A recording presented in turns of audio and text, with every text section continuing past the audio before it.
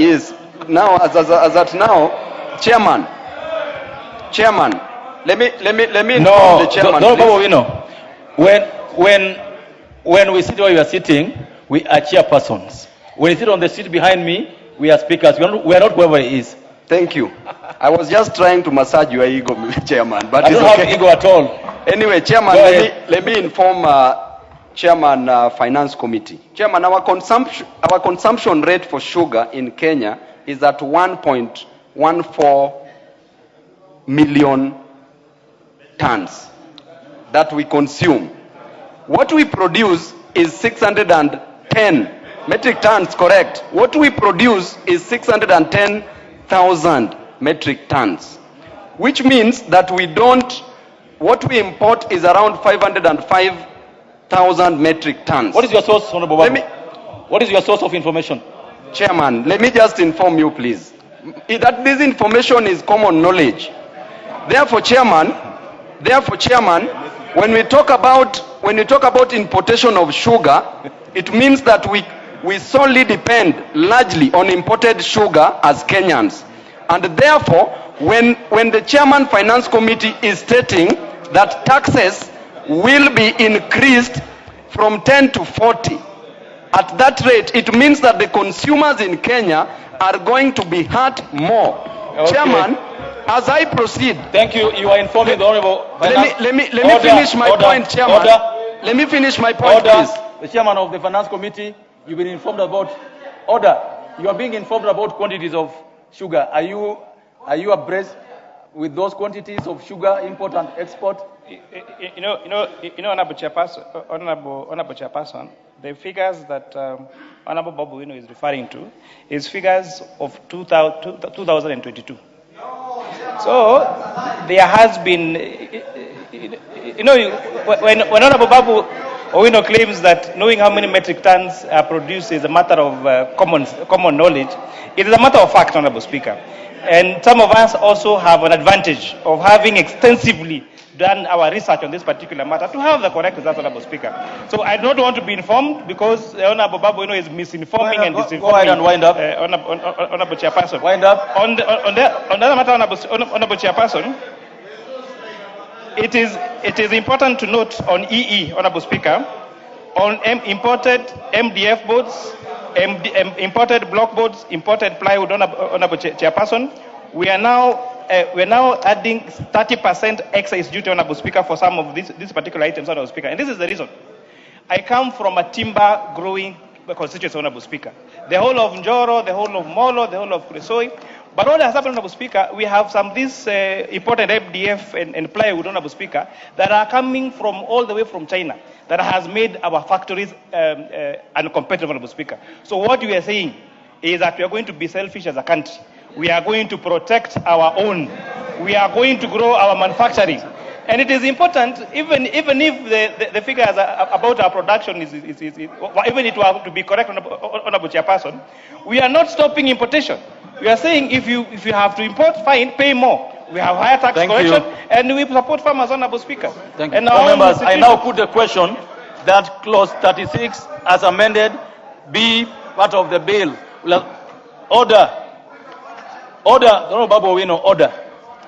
Members, I now put the question that clause 36, amendment proposed by Chair of Finance Committee. As one of the opinion say aye.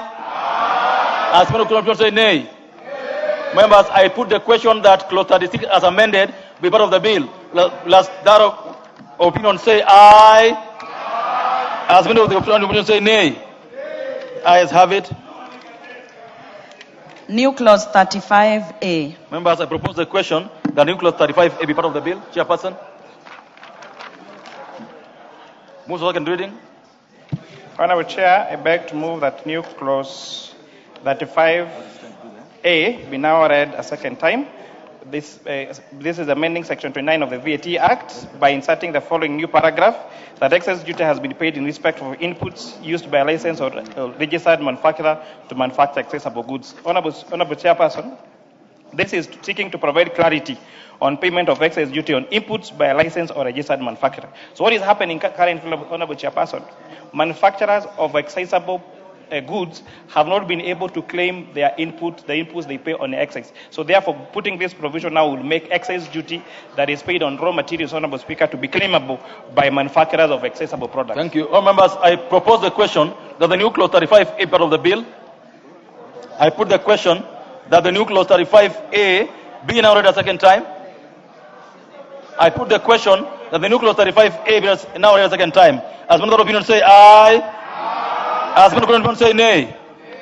Ayes have it. I now put the question, members, that the new clause 35A be part of the bill. I put the question that the new clause 35A part of the bill. As member of opinion say aye. As member of opinion say nay. Ayes have it.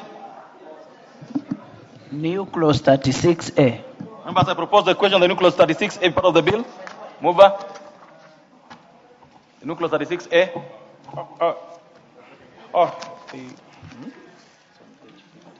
It's on page 15, 13, clause 36A. The NIS, Kenya Defense Forces.